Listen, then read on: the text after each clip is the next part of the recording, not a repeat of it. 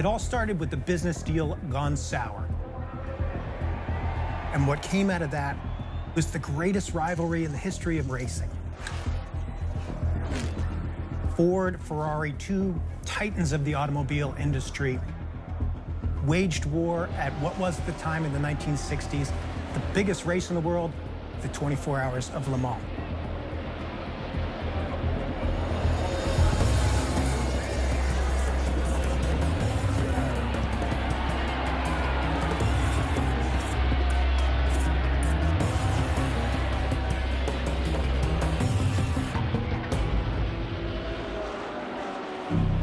You have to imagine the scene. 250,000 people, television cameras for the first time. People all over the world were watching this one race. It was like a Super Bowl of speed. Definitely the most dangerous sporting event of any kind in the world. To win Le Mans, it meant that you were the best. Everybody drove in it. All the Formula One stars at the time drove at Le Mans, alongside all the sports car heroes. It's the ultimate venue. You win Le Mans, the whole planet knows. We're starting 55 cars. I don't think more than 15 or 20 are going to finish. For an automotive manufacturer, it proves their endurance more than any other race can possibly do. Commercially, it is the most important race to win in the world for a car manufacturer. From the moment the second automobile was built, racing was born. And the car that would win is the car that people wanted to buy. It took a lot of cheek to think it could rival the horse as a way of getting around.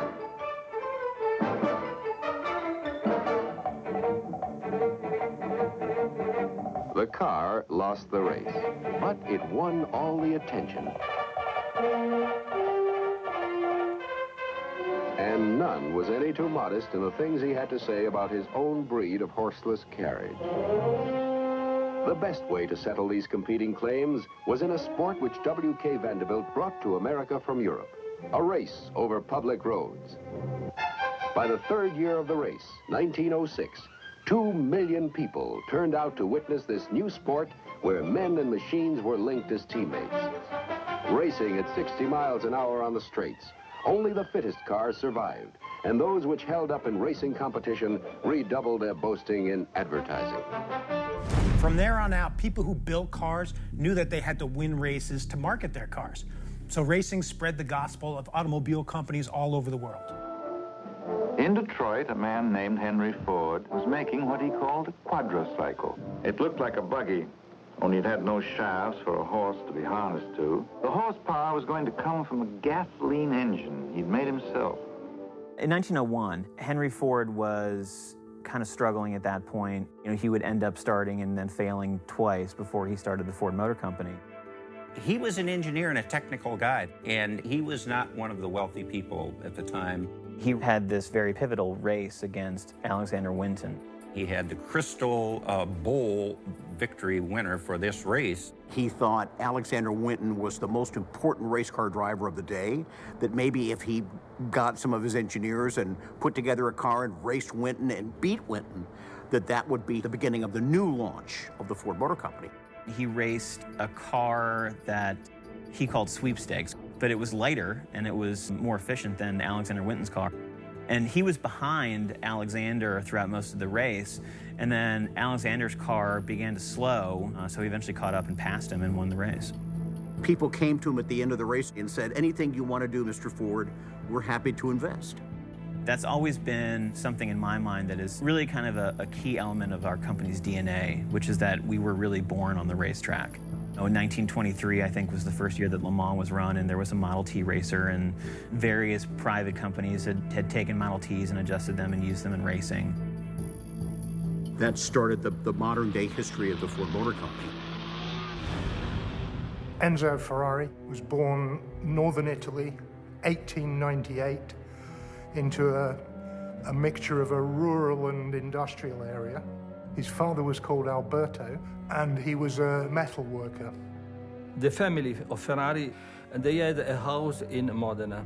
They were producing parts for the Italian railway. My father, as a kid, he was not much interested to the family business. He was a dreamer. In 1908, father took Enzo to a big motor race called the Coppa Acerbo. He was fascinated by this racing cars, and so he fell in love with motor racing. And from that day onwards, he wanted to be a racing driver. The First World War happened, and so, well, it was a tragedy for everybody. It was a tragedy for him. He lost the father, he lost the brother. Enzo is called into the service. He starts doing motor maintenance for the artillery regiment. Still in the back of his mind, what he really wants to be is a race car driver. After the war, he did sell the house for buying racing cars. That is the reason for which at the beginning the people from modern days thought he was crazy. For Alfa Romeo, he did one race called the Coppa Acerbo in 1924, won that, and said that that was the point when his life changed completely. That was when he said he became a real racing driver. At the same time, Alfa Romeo is going through all kinds of financial problems with the parent company. They can't be seen to be directly involved in motor racing in the way that they have been. So they hive off the motorsport side to Enzo. He sets up a new organization called Scuderia Ferrari, which is, in everything but name, is the Alfa Romeo racing team. For the first time, he had premises of his own. He also had a badge of his own, a black prancing horse on a yellow background. The prancing horse is a family story about my father, that he was a young racing driver. And he won 2 years in a row a race called Circuito del Savio. And in the crowd was a guy called Count Baracca. His son, Francesco, had been a World War I fighter ace in the Italian Air Force. He had 34 kills before he was killed himself. The mother of Francesco Baracca told Mr. Ferrari to use the emblem of his son for his car because he was the only man in Italy eligible to use the prancing horse. And he used the logo in 1929 when he established the Scuderia Ferrari. While Ferrari is running Alfa Scuderia Ferrari, they win everything there is worth winning. They win Grand Prix, they win the Targa Florio, and from 1931 to 1934, they win Le Mans 4 times, all on his watch. One thing that goes all the way through Ferrari's life, he was an individual. He did things for him. So when Ferrari eventually negotiates his way out of Alfa Romeo around 1939, he gets quite a good financial payoff. But part of the settlement is that he will not be allowed to build cars using his own name for 4 years. As it turns out, those 4 years will be 4 years of wartime.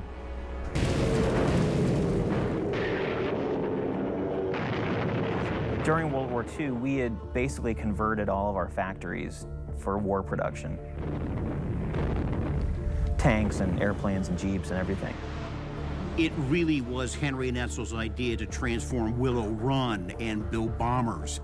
Henry and Etzel wanted to help the war effort. They wanted to do whatever they could, to help win the war. Many of the history books would say if the Ford Motor Company hadn't stepped up and built the bombers at Willow Run, we might not have won the war. The business during the war was producing grinding machine for the army. And this was the mean to survive, to have his employees working. even during the war. But at the same time, he was designing cars, and he had engineers that were working for him, designing cars. Modena is quite heavily bombed during the war. It's possible that during World War II, Ford and Ferrari had their first run-in. It's highly likely that the bombers that took out Ferrari's factory had come from the factories of Ford Motor Company. Ferrari needs somewhere a bit quieter. With the money he got from Alfa Romeo, he bought the ground in Maranello, where he wanted to build the factory for, with the purpose to produce cars. I deem this reply a full acceptance of the Potsdam Declaration, which specifies the unconditional surrender of Japan. Immediately after the war, in 1947, the design of the first Ferrari was ready 2 years after the war. The 125S, it was a 12-cylinder. You have to understand something. Italy was destroyed. Everything was a ruin. And to start producing racing cars under this condition was considered to be crazy. He was following his dreams, his passion for engines and for racing. The new Ferrari, it's very, very sophisticated. He built very small engines, but very sophisticated engines. And they were purely designed for racing. So it had overhead camshafts, hairpin springs, lots of carburetors. Everything about it was a racing car. The car, short after his introduction, won the Grand Prix of Rome, Circuito di Caracalla. He only built two 125s, but those two cars did so much that Ferrari is now a name in his own right. The cars are called Ferrari, and they start winning. Henry had gotten quite a bit older in the 40s. He can't run Ford Motor Company. Edsel died. So they bring my father, Henry Ford II, out of the Navy. My grandfather, for as strong of a personality as he had, I think really still created that team atmosphere, and he brought people in and delegated and relied on other people to make important decisions. Henry Ford I was a little bit less democratic about the decision-making process, and he was the end-all be-all of the Ford Motor Company, and he didn't really ask other people for help. It was sort of his way or the highway.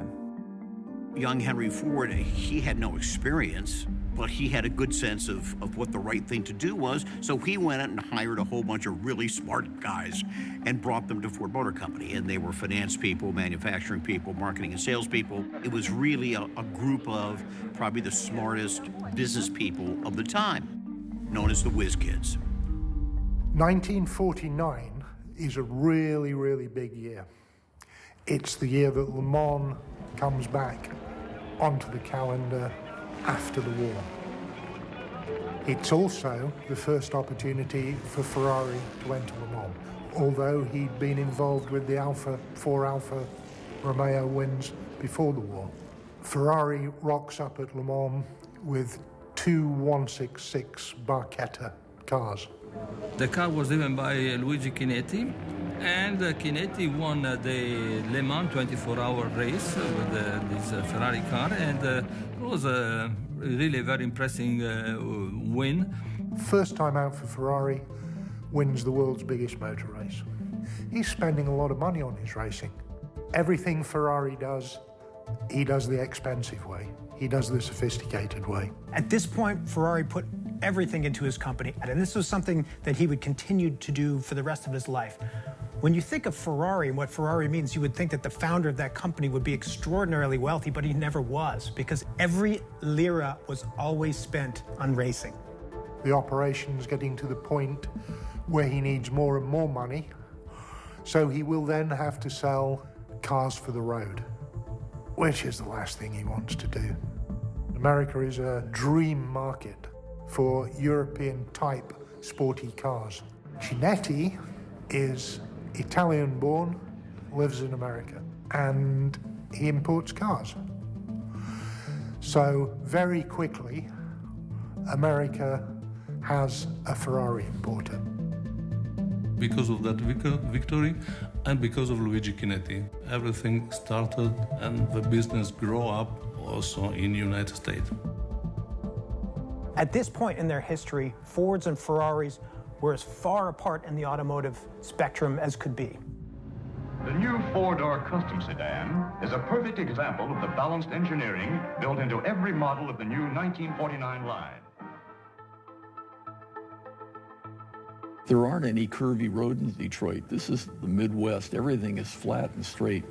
Their whole idea of what a great car was this idea that you get into this living room on wheels and you plug it in and it goes down the road and it's very soft, and it isn't a sporting automobile. The whole idea of a sporting automobile that handles well, it didn't resonate there because there was no reason for it. And out on the highway, the Ford in your future with its lower, safer center of gravity provides a smooth midship ride. Quiet as a whisper and gentle as a summer breeze. The auto companies really didn't want to compete on innovation. They wanted to compete on advertising and marketing. And to do that, they wanted to compete on things people could see, like styling and horsepower. The competition was fierce over horsepower. In the minds of adults, maybe it wouldn't have led to more reckless driving. But in the minds of youngsters, 16, 17, 18-year-olds, they were technologically stagnant in Detroit on fuel efficiency, on ease of repair, and above all, crashworthiness and better brakes and tires. Sports fans today, I don't think, could even imagine how violent motorsport was during the 1950s and 1960s. Death was almost routine at racetracks. The worst ever accident in motor racing was at Le Mans in 1955. All seems to be going smoothly when disaster strikes at 125 miles an hour. LeVay's Mercedes collides and blows up.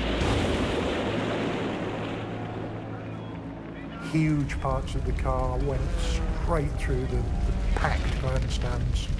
Around about 90 people were killed, including the driver.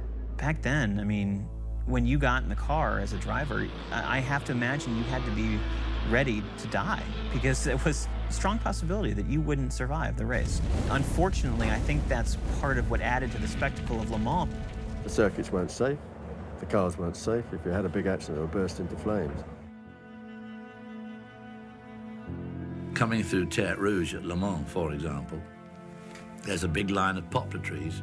Well, their idea of safety in those days was to paint them white up to about head height so that the headlights would show this white tree, and then they'd lean a straw bale on the first one. You had drivers driving cars at over 200 miles an hour down the straight, and they're not wearing seatbelts. Half the drivers did not wear seatbelts because of the danger of fire.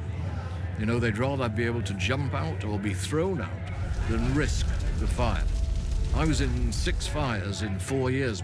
They caught fire all the time. You know, you didn't have to crash. You're driving on. Up they go. Eddie Sachs, Dave McDonald, so many of the great drivers that lost their lives in fires. Every year, you would expect maybe 1 in 4 drivers to have a huge accident and some of them to die. And it was just accepted. The owners and the race team people, they were much less concerned. And they just say, hey, if you're a driver, you're in a dangerous business, and that's too bad. Ferraris were the worst. I mean, safety didn't come into their mind. And if a driver ever mentioned it, you're out in your ear. Ferrari wasn't doing anything that all the other car companies weren't doing, but they were doing more of it. My father was always telling me not to become too friendly with the driver because one day they die. The history of those eras is a tragedy. The Mille Miglia was a road race around Italy. 1957, there were 5 Ferraris. One of them is driven by a guy called Alfonso di Portago. Quite early in the race, he has a tyre blow. He goes into a group of spectators. Portago's killed, his co-driver is killed, around 10 people in the crowd are killed, and 5 of those are children. And that is one of the biggest disasters for Ferrari in racing. The Mille Miglia was immediately banned. In Italian law, if a driver was killed in one of your cars, the manufacturer has to answer to the law. So in this particular case, Ferrari is investigated, facing manslaughter charges. It goes to legal process, and in the end, Ferrari isn't guilty of anything because it was a racing accident. There was a group called the Automobile Manufacturers of America. And in 1957, the AMA essentially mandated that automakers could not participate in racing. And my grandfather was the chairman of that committee. And so he obviously took that very seriously. And as a result, he basically pulled all of Ford Motor Company's efforts out of racing. When Ford did that, they sold off the surplus cars and equipment to my father and one of his race drivers, Ralph Moody. And they bought for $15,000, $16,000 the surplus cars, parts, tools, and it became Holman and Moody. My father's management style was very tough, very rude, and very direct to the people. But he was always listening to the people, but taking himself his own decision and his way. In 1961, Ferrari almost threw the whole thing away, and it was about an internal problem that got out of hand. Laura Ferrari, Enzo's wife, was spending more time in the factory working on management. A lot of the high-ranking engineers and other people in the factory didn't like the way she worked. Carlo Chiti was the technical director. He did ask Ferrari to ask his wife to stay away from the factory. He told Ferrari that either she went or he went. He went. Several of the most important engineers then wrote a letter to Ferrari backing the guy who'd gone and saying the same thing. He comes back or we go. They went. All the top management of Ferrari, racing team, and also sales manager, so all of them have been fired in one day from my father. And he said to all of the Ferrari people in that time, if the colonel are leaving, we will do it with the sergeant. Un bel giorno mi chiamò Ferrari e siediti, mi disse lì. Dico, vabbè, cosa vuole il commendatore? Dice, dico, io ti voglio dire una cosa. Tu, da oggi in avanti, ti dovrai occupare del reparto corsa. E io lo guardai e disse, ma commendatore matto? Io ho 26 anni, sono giovane, non ho esperienza. Tu non ti devi preoccupare, mi disse lui. Tu ti devi occupare del tuo lavoro. Io mi occuperò dell'altro e ti starò vicino e tu starai vicino a me. Enzo Ferrari era un uomo indubbiamente non facile, ma era un uomo estremamente intelligente e soprattutto con un enorme feeling delle cose.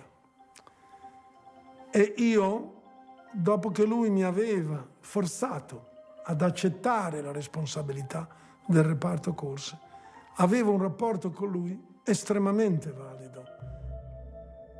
The big companies in Detroit, Chrysler, Ford, and General Motors, they had a gentleman agreement not to put money in racing. We all agreed we weren't going to be in racing, but there was a lot of stuff going on behind the scenes. There are all kinds of maneuvers that they used. They would support third parties who could have deniability. Well, it wasn't GM. They'd use police parts, things like that. One of the programs that got cut off on this was the GM Corvette. Bill Mitchell said, we're not going to let that happen. This whole anti-racing thing is going to blow over, so let's hide this program and we'll design and build a new Corvette in secret. These executives had an agreement that they would not spend money on racing, but General Motors was cheating and everybody knew it. This was in the newspapers that they were cheating. The Corvette was dominating the American sports car racing world. The Corvettes were winning everything. People were paying attention to racing in this country. They were noticing who won on Sunday, and there really was a strong correlation to sales on Monday. We didn't have that performance component of our brand that customers wanted. Ford had the Galaxy, Ford had the Thunderbird. They really had nothing that could compete with the Corvette. GM had something like 60% market share, and over the course of a year, there had literally been almost a 15-point swing where they stole 15% of market share from Ford. Henry Ford flipped out and he says, hell with you guys. You know, if you're cheating and you're not going to uphold the ban, I'm announcing right now that I will not, publicly not do it, and we're going racing. Henry is at a motor race, is at Sebring, sees a Ferrari win and says, we need those red cars. My grandfather knew that we wanted to win Le Mans, and Ferrari had won Le Mans and had been winning Le Mans. I think he felt the easiest way to do it was just to buy Ferrari and then merge the companies and use their kind of technical expertise to help win. Ferrari would bring a commercial sports car that could compete with the Corvette and a racing team with international pedigree. Ferrari built a few customer cars to pay for his racing, which is interesting in one way because it's the exact opposite of the Ford story. Ford went back into racing to sell customer cars. Win on Sunday, sell on Monday. Really opposite views. They made an approach to Ferrari to investigate if he was eventually willing to sell the company. And Ferrari said that he was willing to speak about it, in any case, to see which were the terms for the sale. There was a lot of effort put into making this deal a reality. The lawyers and the accountants and everybody went over there. They went through, a series of negotiations and kind of hashed out this deal where there would be two kind of companies.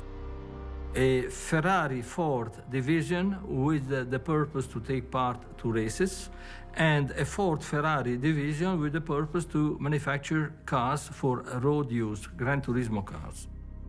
The Ford team tried to put a valuation on the company, and I think Enzo, in his mind, had a valuation, and they were, I think, at first pretty far apart, and then they ended up settling on $15 million. We'll try to accommodate your desires as best we can. My father thought that this was going to be a done deal. Ford Motor Company was going to walk away with an incredible brand, and then all of a sudden this racing thing just exploded. Sticking point was the racing side of the business. That would be called Ferrari Ford. That would be owned by Ferrari, by Enzo. But there was a stipulation in the contract that said Ford would still have veto power or control over what series was raced and where the cars would race, who the drivers would be, etc. Ferrari said, no, I don't want to sell it. He didn't want to accept any restriction on motor racing, and his choice was for the freedom. Ferrari used that gambit to try to sell the program to Fiat because he didn't want the Americans to take over his company. Gianni Agnelli gli aveva promesso che probabilmente la Fiat sarebbe stata alleata della Ferrari, come in effetti è stato. Enzo didn't want anybody telling him how to run his racing business in Europe. And my grandfather didn't want anyone telling him how to run the racing business in Europe. Final moment came, sitting in his rather monastic office in his works in Modena, and he said, I don't want to race at the Indianapolis 500. He turned Ford down. My father was extremely disappointed. That's when he decided, all right, we're going to beat you. And we're going to beat you at your own game in your backyard. After the Ferrari deal fell apart, Ford had to create this car that could beat Ferrari and win Le Mans. If you're going to compete at Le Mans, you need a car with very high top speed, so you can get down this straight very, very quickly. My grandfather formed this division of the company called Ford Advanced Vehicles and took the best engineers he could find, and they came up with the original GT40. They designed everything. They designed a specific magnesium casting with 92 separate parts, all custom fabricated and custom made just for the pedal assembly. The chassis was a unibody, but it's as detailed and complicated a unibody as anything they did for Mustang or any of the production cars. It was a purposely built race car. It was maybe heavier than it should have been, but it was very nice to drive. It was beautifully finished inside the seats, and the controls are very easy to use.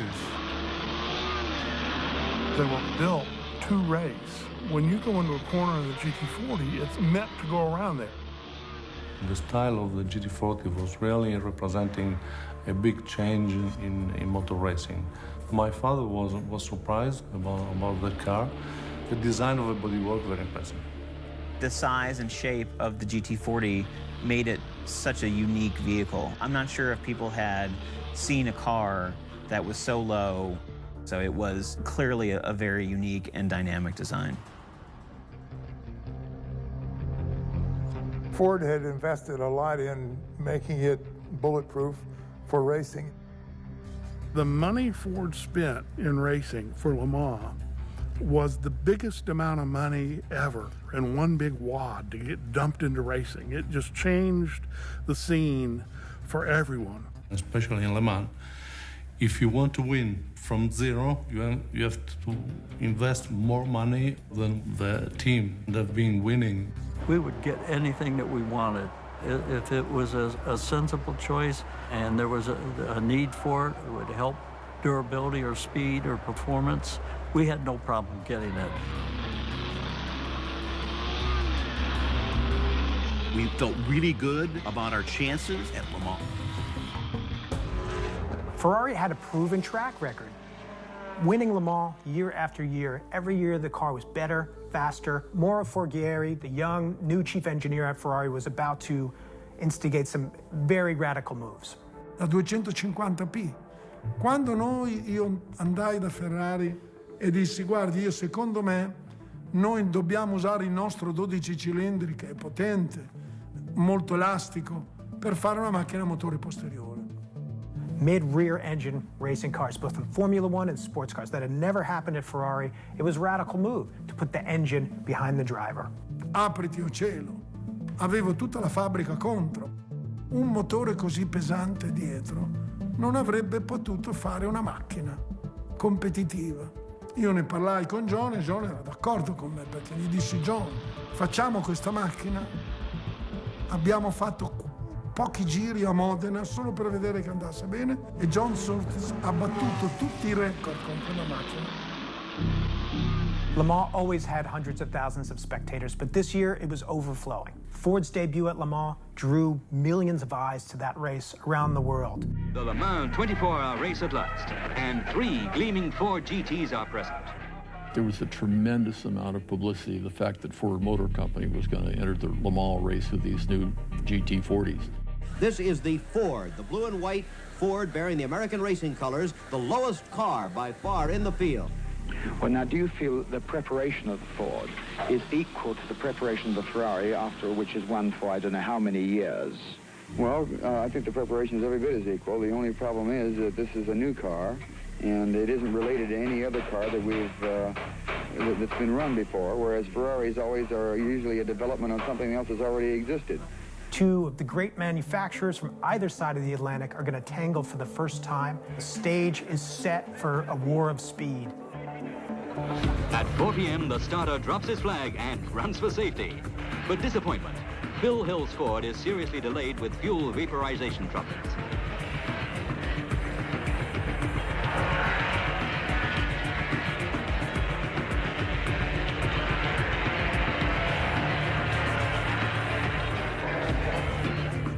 In the opening laps, the GT40 is furiously fast. There's a helicopter camera car following it. Its top speed is incredible. Do you reckon you've got anything up your sleeve that you can sort of pull out a little bit more? I could pull out 15 seconds anytime you wanted it, but we're trying to finish 24 hours. You mean they won't let you pull out the 15 seconds? Ford's first casualty is Richard Atwood from Britain driving a GT40. Going down the straight, I guess the fuel line came loose, and I could see through the rear view mirror and the glass partition between the engine bay and the passenger side, the flames coming up. And suddenly there was a woof underneath the bonnet, and I stepped away from it.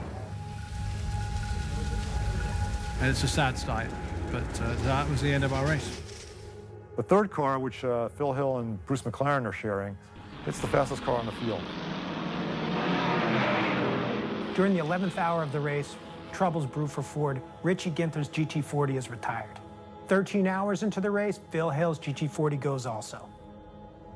The cars really weren't ready to run 24 hours, but I mean, they showed right away that they were faster than the Ferraris, and if they could develop the durability, they were going to be players. So once again, Ferrari wins Le Mans in 1964, first, second, and third. With none of the GT40s getting anywhere near a finish line, Henry Ford II is not happy. They need to make changes. Ford needed a guy who knew something about the 24 Hours of Le Mans, maybe a driver who had beaten Ferrari before, and they found the guy. It was said of him he could charm the leaves off a tree. Got my driver's license at 14 years old, and the first thing I do is take my dad's 34 Dodge out and get caught by the cop for driving 85 miles an hour. Carroll Shelby started road racing at its very infancy up in Watkins Glen in some of the very first races ever run in our country after the war. And he won everything. And he wore his bib overalls, and he was a showman. The rivalry between Enzo Ferrari and Shelby started way back in the late 1950s when Shelby was a driver. Ferrari wanted to hire Shelby, and Shelby refused him. I decided to stay with Aston Martin because of the internal politics at Ferrari.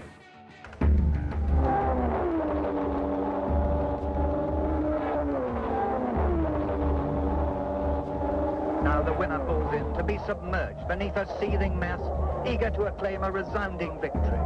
This is 1959. He and Roy Salvadori had just won the 24 Hours of Le Mans in an Aston Martin. He was at the peak of his racing career. He wins that, and he's dying.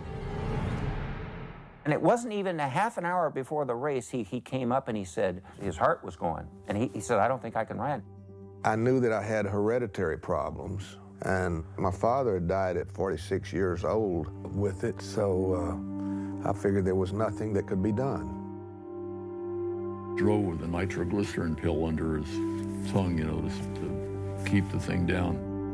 We won the 24-hour race, and it was the luckiest break up to that time that it ever happened to me because it opened the door for a lot of opportunities for me down the road.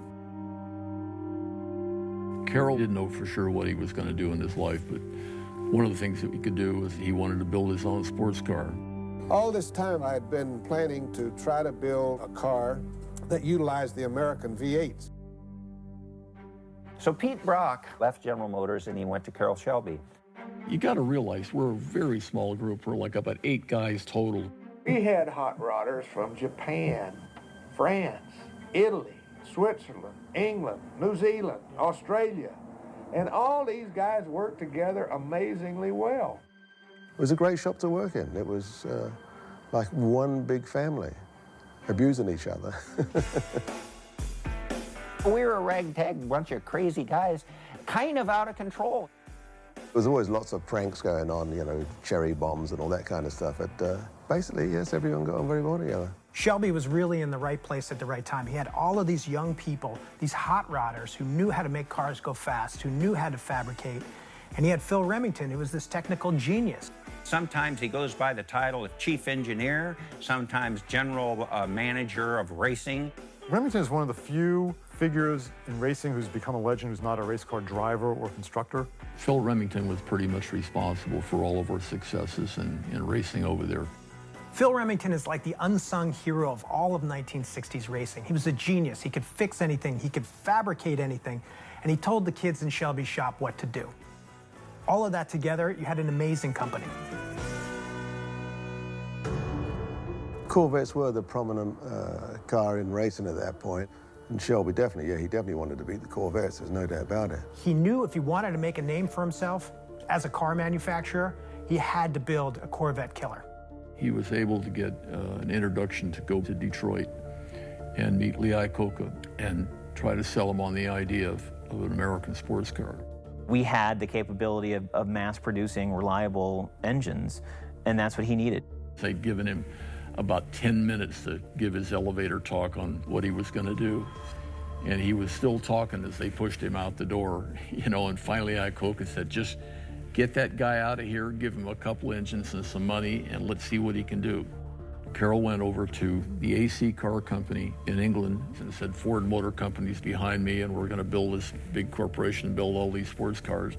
And would you guys supply us a couple of chassis for nothing? Between whipsawing both of them, I wound up with a chassis and 4 or 5 engines from Ford. So they built the chassis, we put the engines in them, and the first Cobra was put together.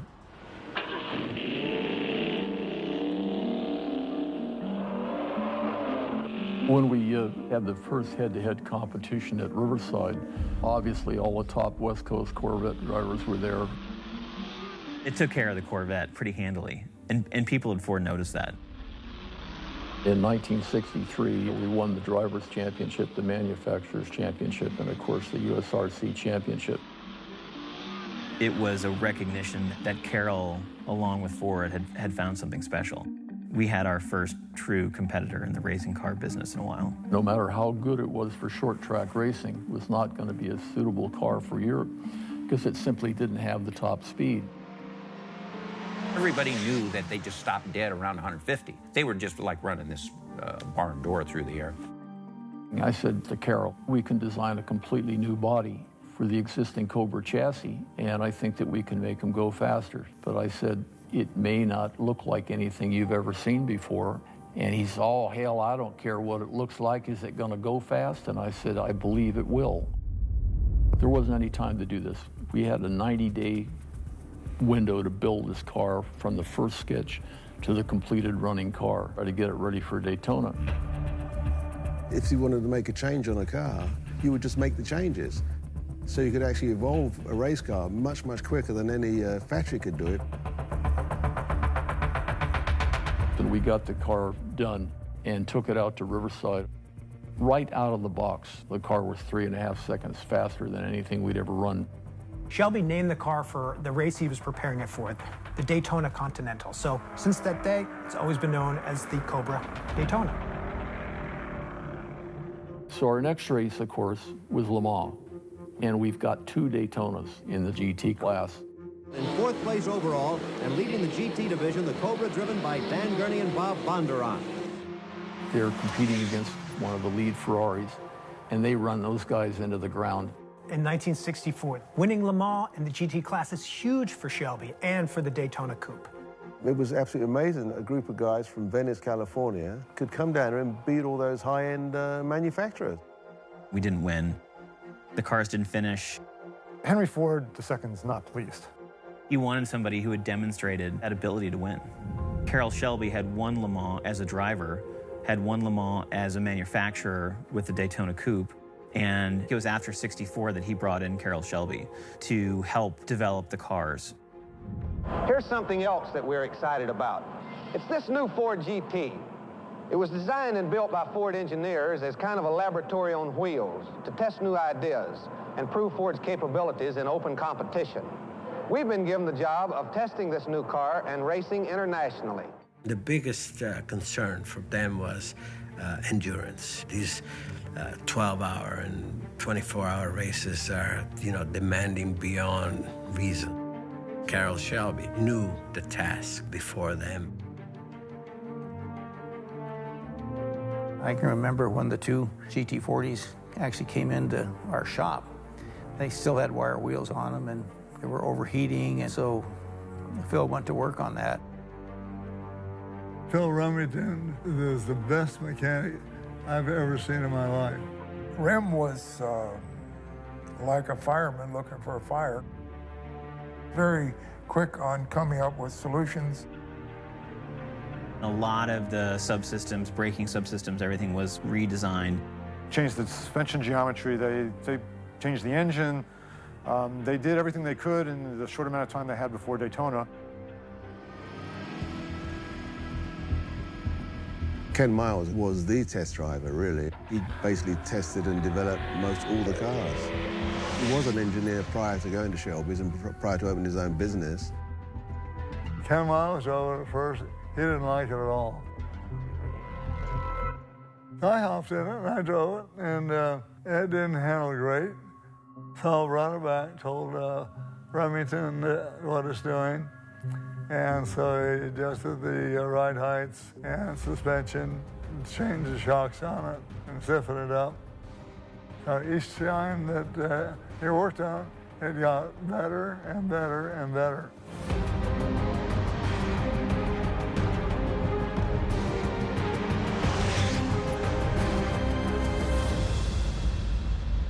"43 cars, 29 from Europe and 14 from America, will start the 2,000-kilometer Daytona Continental." So the GT40s show up at Daytona in 1965. Shelby's had less than 2 months to turn these cars into winners. The race is on. At the beginning of the race, Bob Bondurant in a GT40 flies by Surtees in a Ferrari. By the time we got to turn 2, I was doing 200 miles an hour, and I pulled Surtees 18 car lengths. And the car felt great. I thought, yes, we fixed it, and it worked. With all the changes that Remington made and Ken made and even Carroll Smith, they got the car moving very quickly. Trouble on the third turn. Rodriguez is slowing to a stop on the course. The Ferrari's European tires blew, beating the rear end and battery to pieces. This race was the first race that GT40s finished. The last lap. The Americans have won.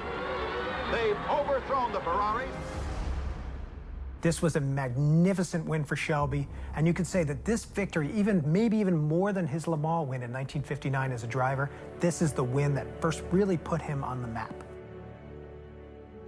The next race for the factory team was at Sebring. Ferrari had pulled out of Sebring in protest. Even though Ferrari withdrew, this would turn out to be a great test for Shelby and the new Ford. And then the rains came. It's the worst deluge ever recorded at Sebring. You'd take a tire off to change it, and if you didn't grab it, it literally would float away. Porsches and Fords began to close in on the Chaparral, cutting the lead in half. Suddenly, the 12-hour Sebring Grand Prix of Endurance is over. Number 11 Ford GT is first in the Grand Touring Prototype class. If we're successful at Daytona and we're successful at Sebring. By the time Ford is getting its cars ready to ship to France, suddenly people are starting to describe Ferrari as an underdog. Ford is expected to keep pace in this race and maybe win. This is the year of Ford's great challenge, an American invasion on the supremacy of the Italian giants. Ford was racing 4 of the 289 Ford GTs and 2 427 Mark IIs. The pre-race drama had centered on the strongest ever challenge from Americans. Their declared intention to beat Ferrari. In 1965, it was starting to get really serious. My car worked fantastic. I was third fastest qualifier. Ford had really built some good engines, and somebody at Ford decided to rebuild them just before Le Mans. Night before, Ford said, change all the engines. Ford debuted in 1964. There was a huge audience. In 1965, there was an even bigger audience. For the first time at Le Mans, an American car is actually favored to win. People were expecting this car to beat the Ferraris. Chris Amons first away in the Ford 7-liter, followed by Bob Bondurant, Bruce McLaren and Surtees.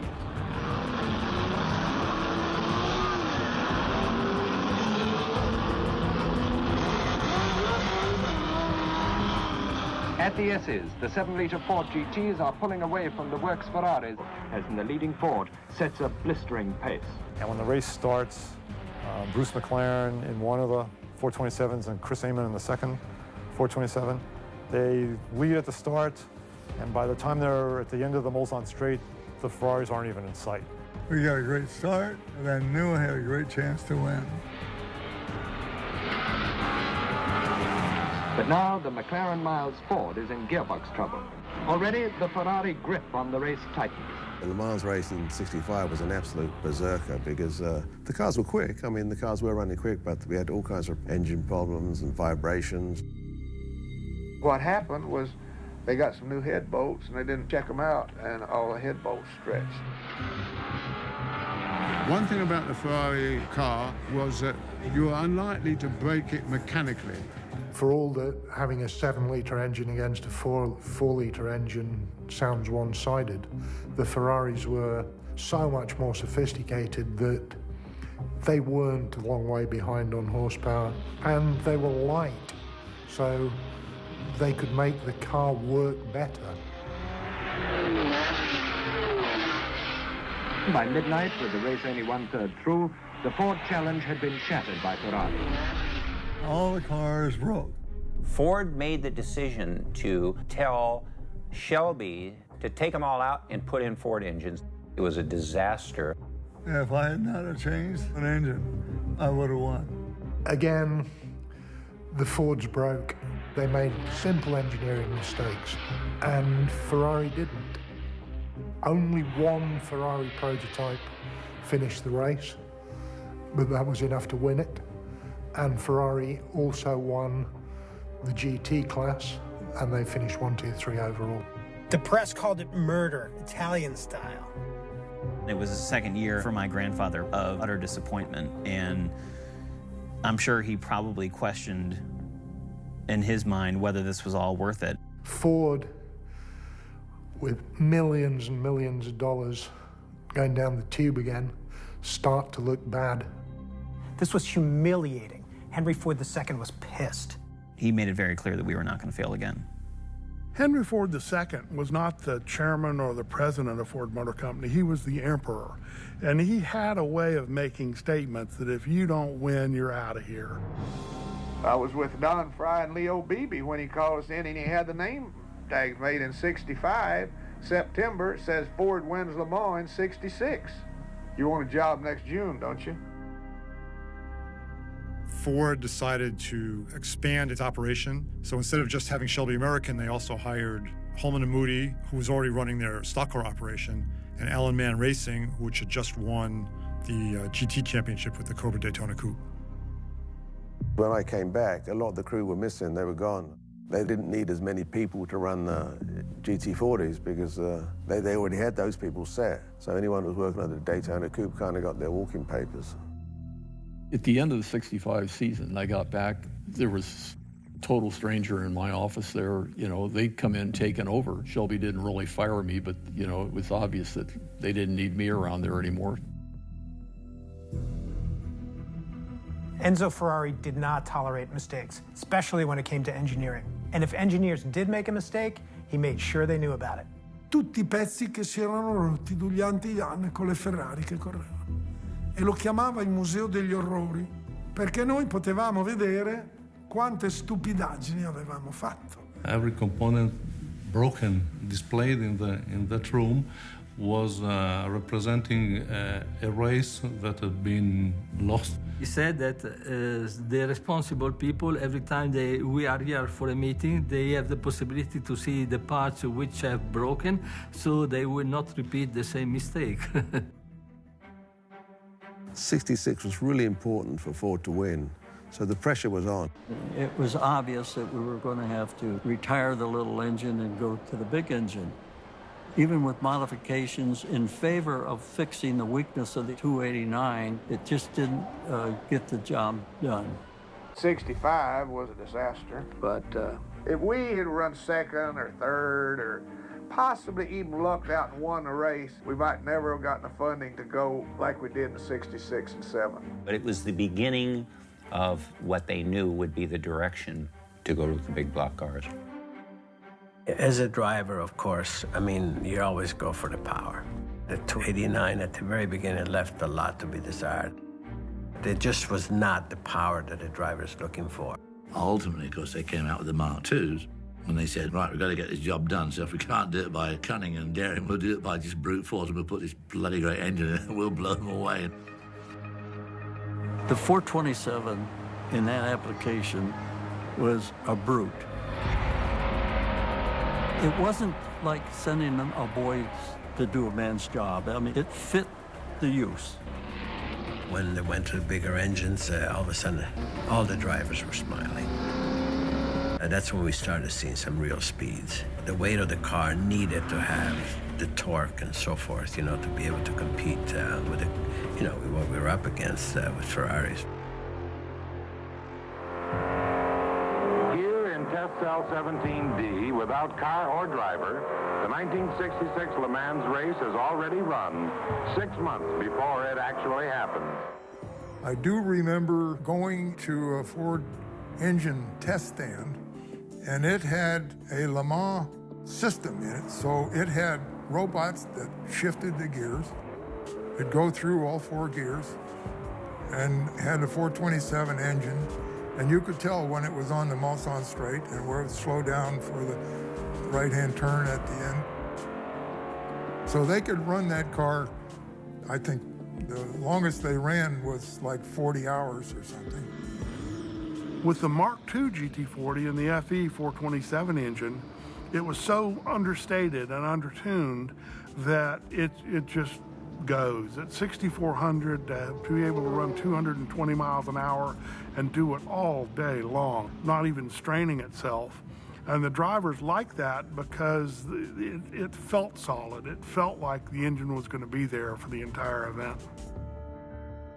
Rim was very much involved with the Mark II, along with Ken Miles. As a test driver, I also got to test some of the cars on behalf of Carroll Shelby, too.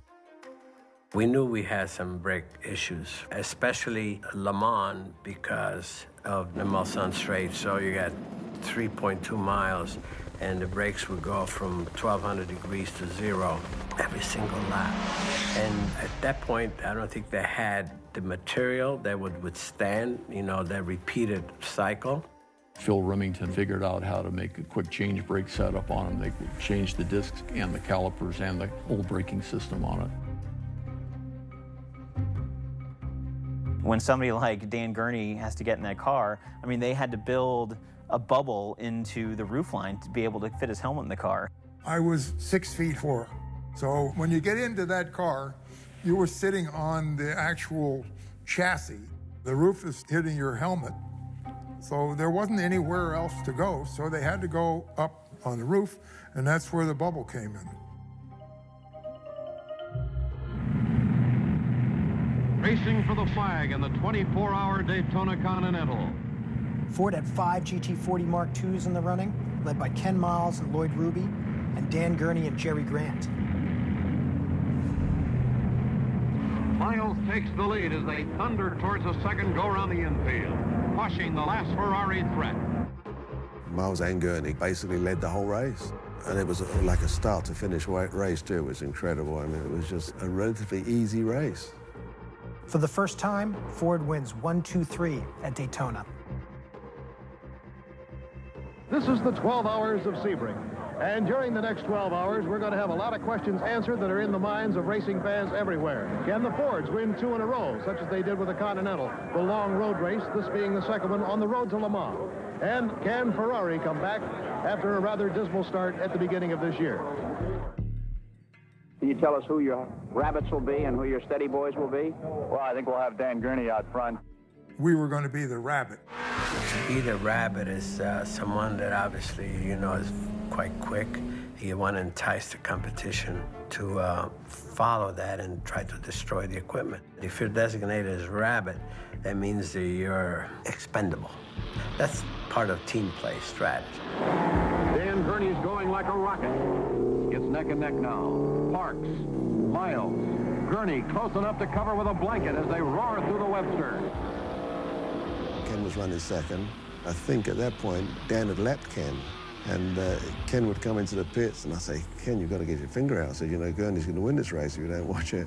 He says, I'm not that worried, he says, because Dan is pulling me out of every turn. I mean, he's definitely over-revving that vehicle. And I said, well, it's not that much further to go, Ken.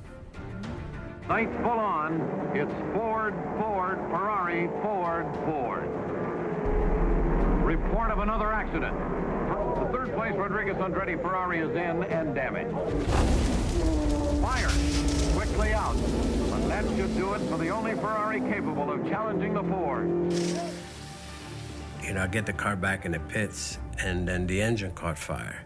You know, so we were out of that race. Here's Ruby bringing the Ford prototype in to hand over to teammate Miles. They've driven a great race following their 24-hour win at Daytona, but it looks like second at Sebring. And it is 10 o'clock straight up. The checkered flag is out, and no Dan Gurney. For Pete's sake, here he is, and he's pushing it. He could be disqualified for that. It looked like Dan was going to win until the last lap, and it puked. Gurney is actually pushing car number 2 in, and that means Ken Miles has crossed the finish line first. Ken was a lap down at that point. He had to circle Sebring one more time before he actually won the race. Dan hadn't touched the car, just left it where it was, he would have finished second. Because he started to push it, it was all over, he got disqualified. And obviously elated but surprised, Miles enjoys the victory lane hubbub, while everyone wonders what happened to Gurney. Thought she quit. Engine trouble? I believe so. How long did you push it? Oh, probably almost a quarter mile. Ken Miles, are you as surprised as we are? I'm slightly ashamed.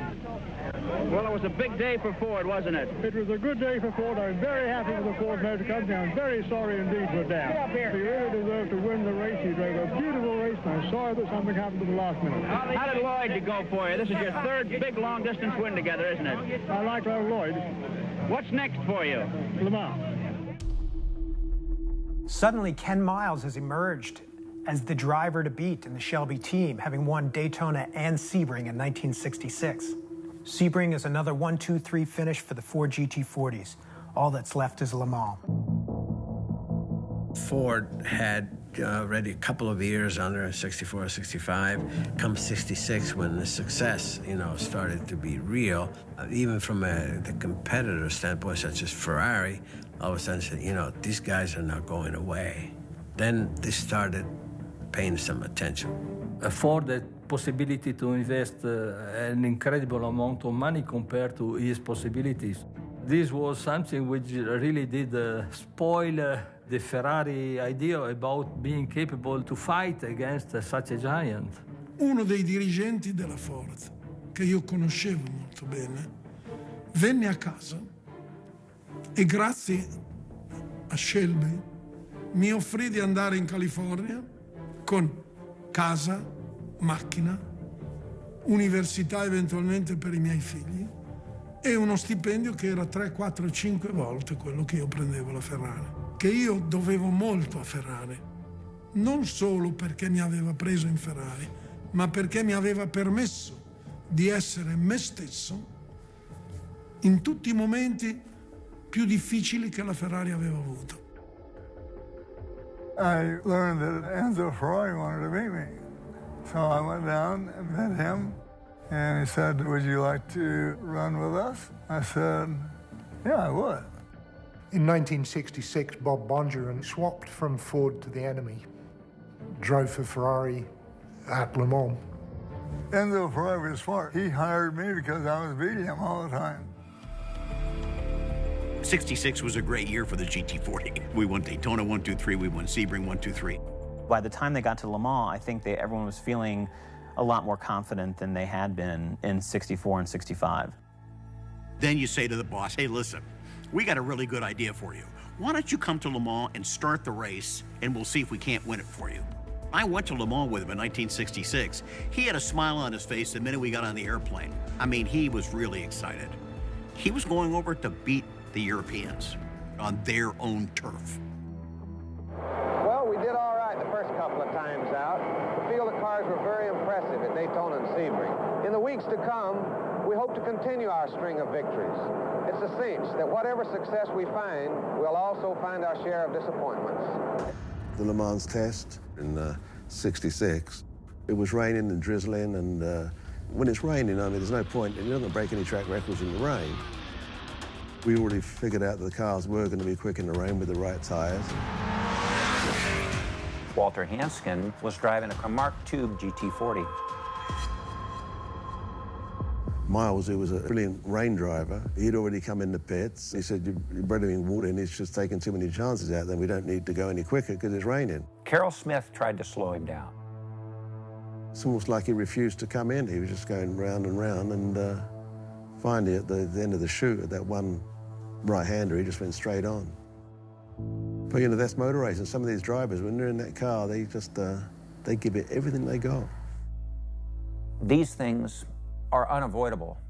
He lost it, and it killed him. But it rolled that car up in a little ball, that GT40. It was almost like it wasn't even made out of steel. It just crumpled up around him.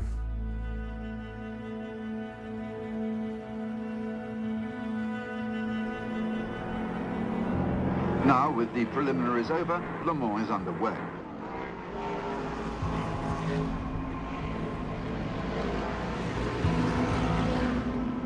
Ford entered 8 GT40 Mark IIs. Ferrari entered 7 cars. The table is set. 1966 will be the showdown between Ford and Ferrari. Ford went to Le Mans, the 900-pound gorilla. But that said, they had a history of failing at Le Mans the past 2 years, and in fact, they never had a car finish at Le Mans. Even though I'd say they were the odds-on favorite, I'm not sure everyone was betting on them. We had a strategy, and we thought the only way we would beat the Fords would be if we could go along and from the very start of the race, we could drive it like a Grand Prix. Because the drivers in the Fords were all racers, and they wouldn't just hold back. They would have a go, and there was some possibility that we might be able to break the Fords. There's the Ferrari team, and car number 20 was scheduled to be driven by John Surtees of England. But shortly before the start of the race, we learned that he wasn't going to drive, and we asked him about it. Yes, unfortunately, you've heard correct. I won't be driving. What is the reason? Well, I suppose it is best summed up at this stage by saying the political reasons. When I got back for the actual race, Dragoni said, we've got to change the policies because Mr. Agnelli is going to be here and he'd like his nephew, Scafiotti, to start the race. I said, it's ridiculous. That year, we'd done 1 or 2 moves where we'd lost races because of pure strategy. So I went back to Ferrari and said, enough is enough. I'm not going to be treated this way. I'm here to win races. I'm off. Surtees was a victim of the internal politics, and he was another guy who walked away, as did Phil Hill. It didn't matter how much you won. For some people, important people inside the team, if you weren't Italian, you weren't Ferrari. For Ferrari to lose Surtees right before the race, it's massive. I mean, this man was a true talent. Still to this day, he's the only man who's won world championships on 2 wheels and 4. So without him, Ferrari was handicapped for sure. This race had been billed from the very start as a race between the Ferraris and the Ford team. There are 55 cars lined up, ready to go, and of course they are employing what has become famous in all parts of the world for the Le Mans start. The famous Le Mans start, you know, was you run across, you jump in a car. Even though you had safety belts, most of the drivers, they just want to get out there. They wouldn't even buckle up. The main thing was to concentrate on getting the engine running and getting out of there. And then you'd later on do your seatbelt, if there was a seatbelt. Going down the Mulsanne straight, you know, you try to hold the thing, you know, maybe buckle up, maybe not. Ford, actually, in the 66 race, they had strict orders to drivers. I don't care if you're going to be there half an hour. You got to buckle up, you know, before you leave, which was very prudent. But did the drivers listen? Hell no.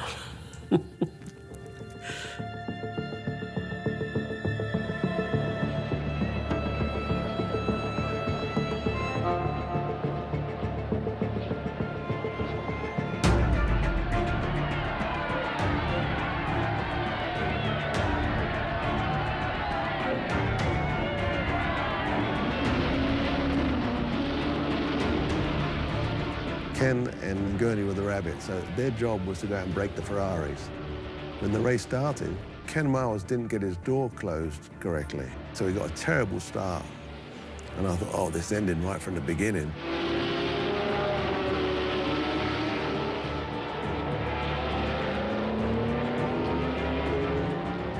The next 20 laps or so was just incredible, and Ken was hauling ass. I mean, he was just going so quick.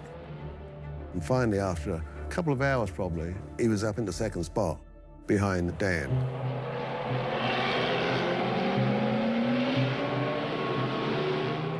Phil, the tremendous talk here has been on the pace of this race. What is your comment? It's a terrific pace.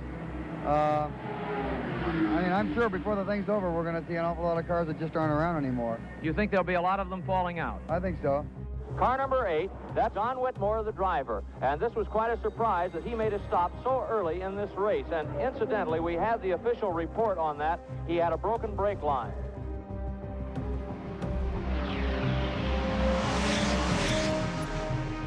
Six hours in, 2 of the GT40s are already retired, as well as 2 Ferraris.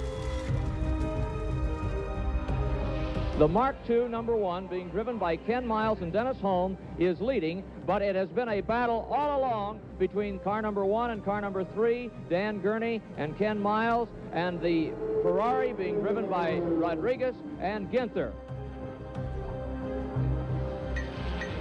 Dan Gurney's car died about the 11th hour. With Jerry Grant, we led the race for a long time and then had a failure of a head gasket. It's a brutal race. It's an endurance race, and it epitomized the word endurance. 22 drivers drove, so you were going to split it 12 and 12, or somebody do 14 and somebody do 10. You don't wake up and go 24 hours and then go to sleep. You've already been awake for 10, 15 hours before that in the pits. Especially at Le Mans, we never stopped for 1 second. I would never get any sleep. I was just too wound up. You're about ready to drop dead. Complete and utter physical exhaustion. But we're still running away with the race. Ken and Danny are still really hauling ass. I mean, he's just doing a great job. The Ferraris are dropping out. Bruce McLaren and Chris Amon, they were running several laps back, but still running really strong. As the race was a few hours from the finish, it looked like the car wasn't going to break anyway. Ken was going to win the race easily. Miles is now in first place, and he's lapping at amazing speeds, faster than they told him he should be going. Miles has won Daytona. Miles has won Sebring. So if Ken Miles wins Le Mans, it would be the Triple Crown. No driver had won 3 premier long-distance endurance races of the era. The word came down, presumably from my grandfather, that he wanted to facilitate this 1, 2, 3 finish. Henry Ford told Carroll, he said, you got to slow him down. When they told Ken, he was very, very upset. He's leaning on the pit wall waiting for his stint on the drive, and that's when he first told me they want me to back off. I was like, you're 3 laps ahead of him. How are they going to slow you down with 3 laps? He said, well, they want to slow me down on the back chute and then longer pit stops and things like that. I said, well, no. I said, that ain't going to happen because I'm not going to slow down on bloody pit stops. He talked to the Le Mans officials saying that we can do a dead heat, which still meant that Ken had to slow down to let Bruce catch up, which he did.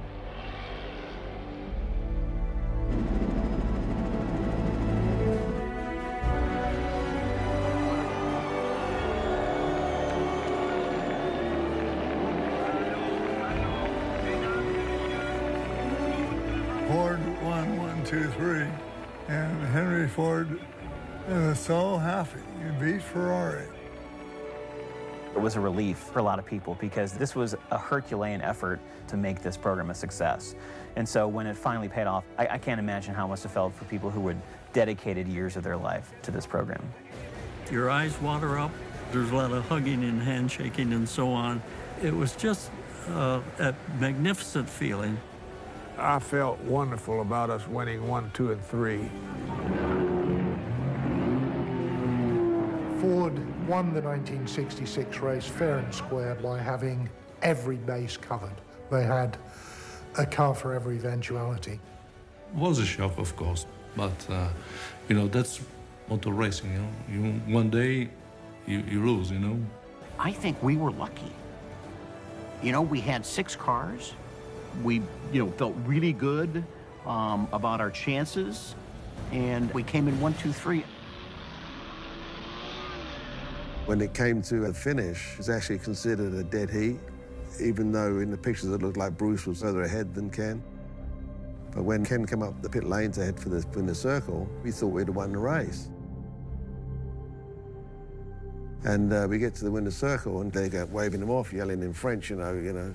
And then the FIA got involved and said, well, just so you know, if there is a dead heat across the finishing line, the car that started farthest back on the starting line must have covered the greatest distance.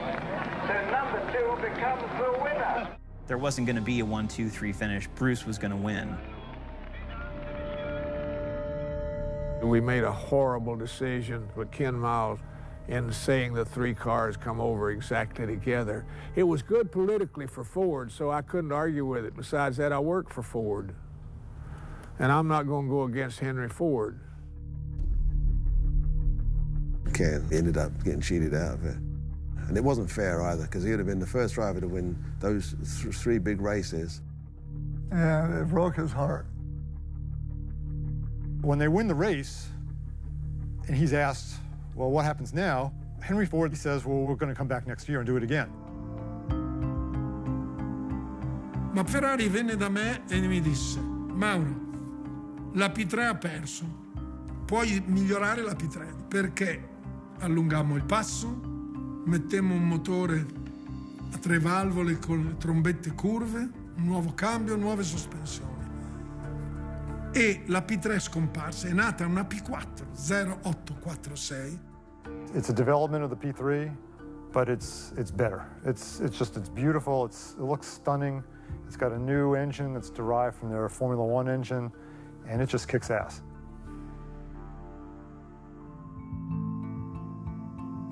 At the latter part of '66, Carroll Shelby, Phil Remington, and the Shelby experts were making a faster, quicker Mark IIB. My grandfather was determined to make sure that people knew that this was not some kind of fluke. And so development of the cars continued in '66. The J car was a prototype that they had used this kind of honeycomb pattern, and I don't think they knew exactly how durable it was. So they sent it out to testing at Riverside. The car was being tested by Ken Miles. The car broke, and when the car broke, he was doing 180 miles an hour. It careened wildly. He went over the cliff. It was unsurvivable. We were all devastated, but I knew Charlie was by far the most devastated. I mean, this guy was like a father to him. When Ken died, I wasn't there, unfortunately.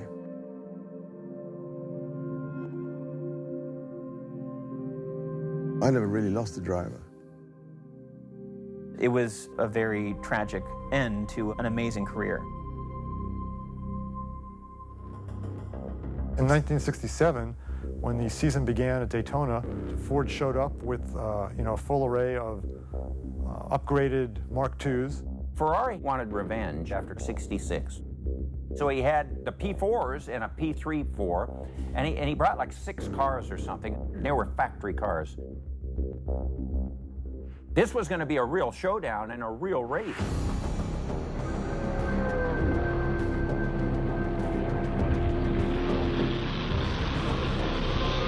They had all these entries, and they were all big blocks. A horrible goddamn thing. They started coming in one after the other with broken transmissions. Only 1 out of 6 GT40s finished at Daytona in 1967. Enzo Ferrari gets his revenge. Ferrari won the 24 hours of Daytona with a 1-2-3 rival with a 2 P4 and 1-4-1-2. Ferrari, having lost at Le Mans, got a little bit of its own back by going to Daytona. Early in the career, they had not been as durable as the opposition. This is the first time that Ford had ever been slower than the opposition. So at that point, it became clear to the hierarchy there that something needed to be done. And it wasn't clear how to make the Mark II decidedly faster in a short period of time. Phil Remington returned to Dearborn with two of his chief fabricators, and they took the first J-car chassis, and they took it into the wind tunnel, and they started literally cutting away at the bodywork to try to improve the aerodynamics of the car. They came up with a shape that was so dramatically different than the J-car that they dubbed the new car the Mark IV. The Mark IV was perfect out of the box. It was completely designed and built, the whole car, in the United States, not England, no Italian gearbox, nothing. You didn't have to take it out and get it ported, you didn't have to get it balanced, you didn't have to build an engine. Right out of the box. And the engines, they had part numbers on them. You could go to a Ford dealer and purchase the exact parts that are in that engine, assemble your own race engine, and get the same performance out of it. For us, that was our goal. And they went out and tested that almost immediately thereafter out in Arizona, and it proved to be faster right out of the box than the existing Mark II. So that's when it was decided to race the Mark IV at Sebring, and if it did well at Sebring, they would go ahead and take that to Le Mans.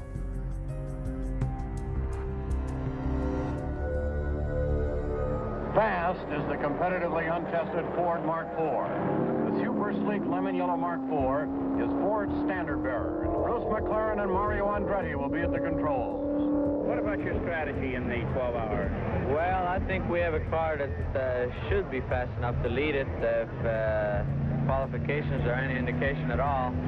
Ford's only other factory entry, a slightly reworked version of last year's victorious Mark II. Lloyd Ruby and A.J. Foyt are in command.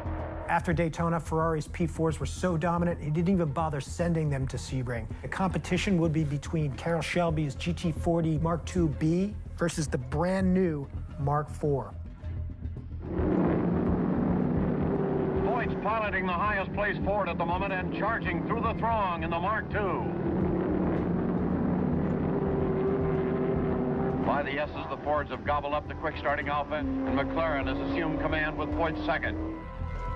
We go out there and we're running 7 to 10 seconds a lap faster than Foyt. And I never had a better day in my life. The lead car pulls in. McLaren and Andretti have done a magnificent job in the new Mark IV. We raced at a Sebring the first time and won with Bruce McLaren as my partner. And so as you could see at Mark IV, I became the envy of the competition. Ford comes back to Le Mans in 1967 with a whole new goal. They want to be the first American manufacturer to win the 24 Hours of Le Mans with a team of all-American drivers. It's race week, and along with nearly every gendarme in the south of France comes the world's finest racing machinery. It would be the first time that the Mark IV and the P4 would face each other on the racetrack.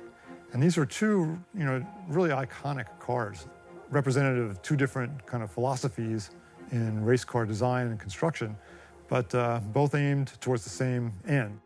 There are so many good cars there. And there were probably 8 or 10 cars with a legitimate shot of winning. The world was waiting to see what was going to happen. World-famous drivers, Mario Andretti, winner of the most recent international endurance race at Sebring. A.J. Foyt and Dan Gurney raced against each other at Indy just 12 days earlier. Now they are teammates driving one of the new Mark IV Fords. Foyt gets ready for practice in the #1 Mark IV. He's never driven the track before, and this is the first time he's been in the sleek new Ford. We started practice, and we have an issue with the cracked windshields. When the incredibly fast Fords reach their peak speeds in excess of 215 miles per hour, small pebbles are picked up from the new surface and thrown with enough velocity to crack the windshields. They must all be replaced, and the supply is short. Ford took out first class on one of the airliners, and this sent, I think it was about a dozen or so windshields. During the night, one special aircraft came from Detroit directly to Le Mans with new material. Ferrari couldn't have the financial possibility to do something like that. Ferrari has 3 of their factory P4s in the top 10, and they finished 1, 2, 3 in the only other 24-hour race of the season at Daytona. The candy-colored Fords are the fastest, with 6 of the top 10 starting positions.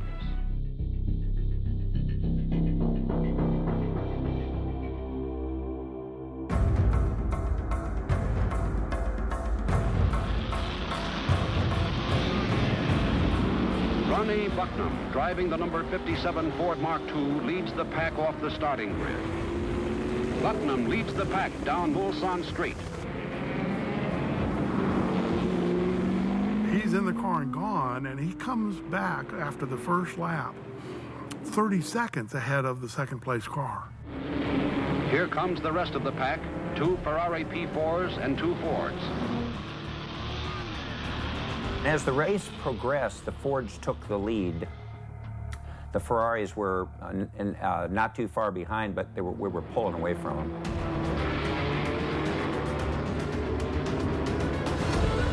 Now, from the air, we see Gurney quickly accelerating to become the leader on the 48th lap.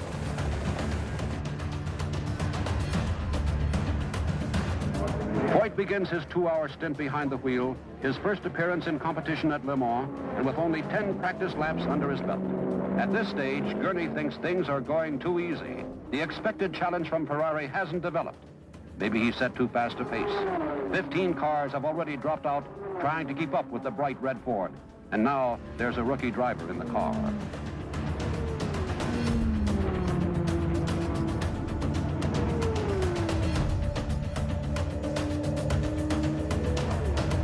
GT40, if it has an Achilles heel, it's in the brakes. It would go about 212, 213 down the straightaway. Then you come to a Mulsanne turn, and you have to slow down to maybe 30 miles an hour. That can really raise Cane with the brakes. So I had invented a new approach of braking. The chicken shit form of braking that I use instead of the deep braking. What I did was back off about 300 yards sooner than I had to and let the engine slow the car down, and then I'd brake and downshift and go around the corner. Well, this was much easier for the brakes.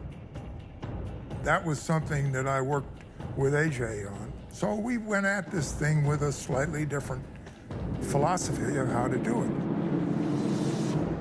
A.J. Foyt, the rookie everyone was worrying about, has charged into a 7-lap lead. We got Foyt and Gurney, and nobody expected him to finish. Gurney did a beautiful job of not showing Foyt how fast the car would go, and Foyt did a fabulous job in driving within his limits, realizing that 24 hours is a long time, taking care of the engine, taking care of the gearbox. Mr. Ford had his sergeants with him, but they would come through every 2 or 3 hours, and that happened all night long. Fortunate for us, we always had good news at the time. At 3:30 in the morning, the whole complexion of the race changes when Andretti spins his car, bounces off the wall, and stops in the middle of the track. Seconds later, McCluskey and Joe Schlesser spin out, trying to avoid Andretti. No one is injured, but all 3 cars must be retired. Ferrari hadn't given up, and Ford did everything they could to help Ferrari stay in the race. They lost 3 cars in 1 accident. 2 factory Ferraris are in hot pursuit, now in 2nd and 3rd position. Bruce McLaren is in 4th position, and as he accelerates along the Mulsanne Straight, the top of his car comes loose. He's forced to slow down and hold it on by hand. There was only 1 Ford left, and that happened to be ours. E noi perdemmo anche le nostre macchine, ne rimase una, quella di Scarfiotti Parks. Solo che Scarfiotti stette molto male, ebbe dei problemi allo stomaco e quindi Mike Parks fu costretto a fare 3 turni. 3 turni a Le Mans allora erano molto duri. Less than 4 hours to go, Dan Gurney drives the number 1 Ford for his last shift before turning it over to A.J. Foyt, waiting in the pits, who is scheduled to finish the race. The Ferraris begin to pick up the pace, hoping to push the leading Ford into a breakdown. The Ford was about 3 miles an hour faster than the Ferrari. Even though he was in the draft, I could walk away from him down the straightaway a little bit. And then when I backed off early, he was all over me and flinking his lights. This happened for, say, 4 or 5 laps. Every time when we came to the last 90-degree turn at the end of the Mulsanne Straight, he was right on me. It was really bothering me. And finally, I got to a turn called Arnage, and I went around the turn and slowly pulled off onto the right, onto the grass, and stopped. And he pulled off behind me and stopped right behind me on the grass. So I thought to myself, now what? And it stayed that way for probably 10 or 12 seconds. And then finally he pulled out and went on. He ended up finishing second. Ferrari were always fairly close to the pace, but never close enough. It was the steamroller again. Weight of numbers, Ford won. There's the checkered flag. Dan Gurney climbs atop the Ford Mark IV, gets an All-American win. The veteran Dan Gurney from California, the hard-charging A.J. Foyt from Texas, and the durable Mark IV Ford from Dearborn, Michigan.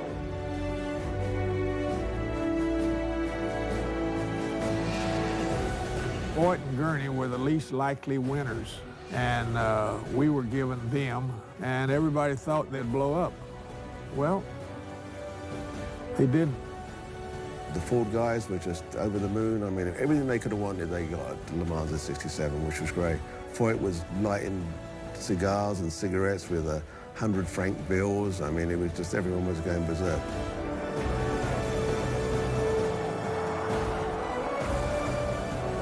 We're all up on the platform. At that moment, I was handed a gigantic bottle of champagne.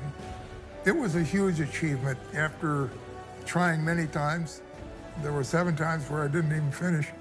I just felt, let's do something here. Dan Gurney does something amazing. He sprays the crowd with champagne. Nobody had ever done that. Like a fire hose, I could get every single one of them and didn't realize what it would evolve into.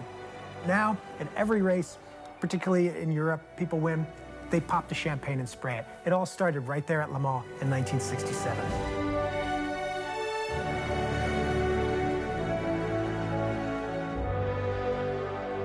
It meant a great deal to all of us. Ford went on to win the 24 Hours of Le Mans again in 1968, again in 1969, and Ferrari never won Le Mans again. The Ford-Ferrari rivalry, that is the golden age of racing. It has been a great battle, a great fight. It's really a part of the history of motor racing.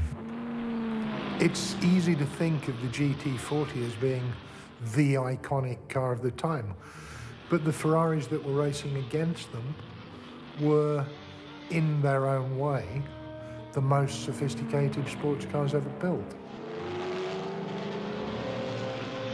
You mention Ferrari, anywhere on the planet, everybody knows what they're all about. They're all about high performance and winning. Clear. Ferrari did win everything worth winning, and he did it entirely his own way. He delivered huge results and with a massive personality. I'm often asked, really, what was the best car you ever drove? Top of the list is the GT40. American-made cars all of a sudden had a new appreciation globally.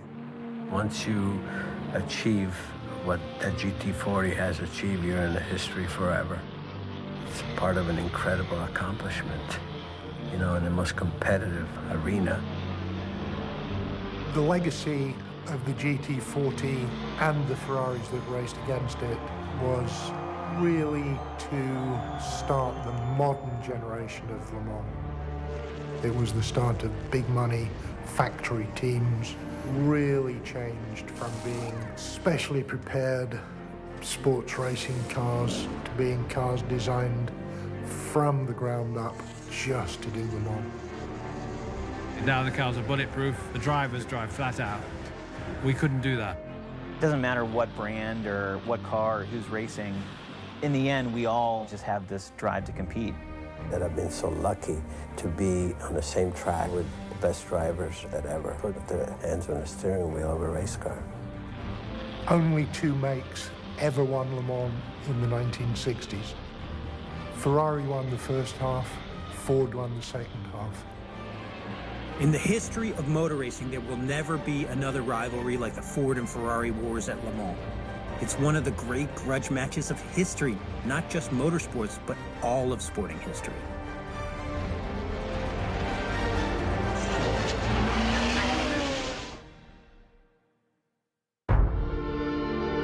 Such a historic occasion, 50 years on from the 1-2-3 finish, and we're back for another crack. So to be back 50 years later with my dad is kind of special.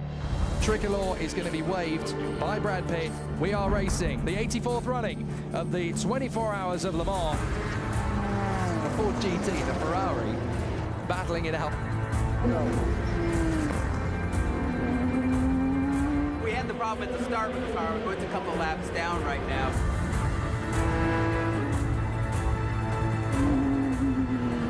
And the number 82 Ferrari, Matteo Monicelli, is going to lose the lead.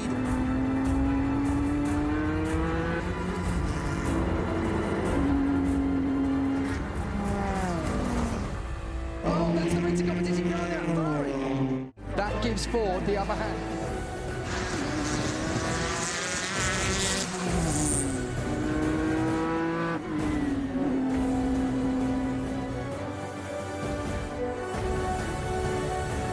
The reason the car was created was to win this race. 50 years later after the infamous 1-2-3, and we did it.